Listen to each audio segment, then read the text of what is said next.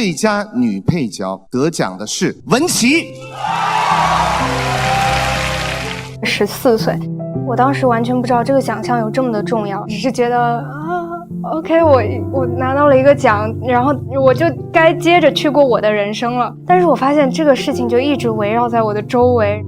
当大家开始提起那2部片，会有比较排斥的心态。我想让大家看到新的我，奈何新的我一直不出现。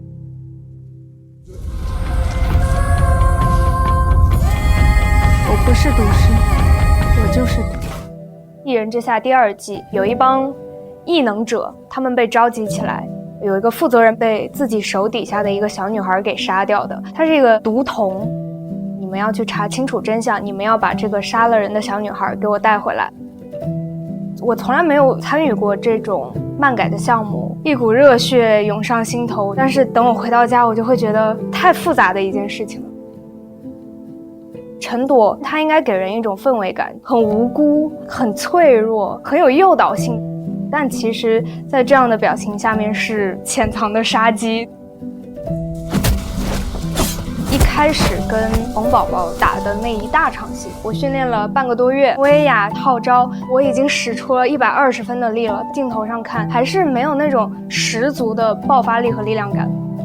戏里面有一种悲情存在，但是我们在戏外就是非常的快乐。最后一场戏，我最后摇摇欲坠，全身溃烂，在宁波的一个广场拍，也有很多人围观。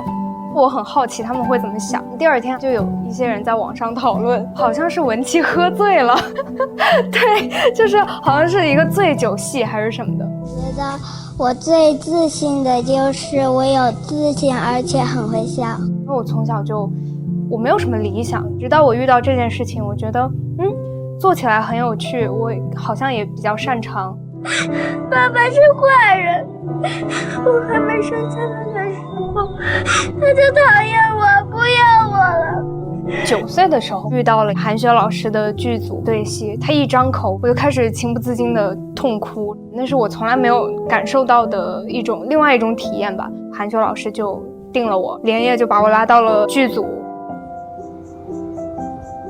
在我拍完嘉年华之后，开始想要安安心心的做一个演员。我认识到原来电影可以传达给观众的是一种很深刻的体验。我遇到了很好的导演，嘉年华和雪观音，我在里面只是起到了一个微不足道的功能。我是那个静静站在原地等待着他们来挖掘其中的特质并把它表现出来的那个人。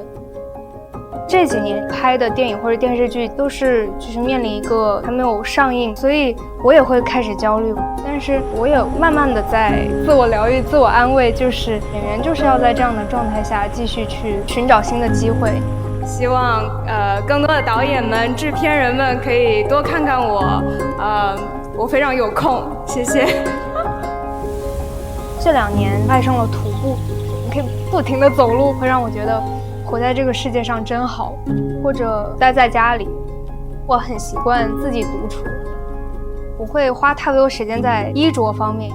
我很喜欢淘一些破烂或者淘一些 vintage， 我的家就是那种超多东西，然后眼花缭乱。我刚从尼泊尔回来，买了很多那种手工制品，灯笼、手工的纸啊，很有那种神秘的气息。我很小就处在公众注视的环境里，我曾经非常受不了自己身上的讨好型人格。当别人不认可我，激起我的敏感的自尊心和虚荣心。我一直觉得我怎么可以活得这么窝囊，这么懦弱。当然我逐渐开始想通一件事情，你要做到的是可以接受自己的不完美。今年是21岁，还很年轻。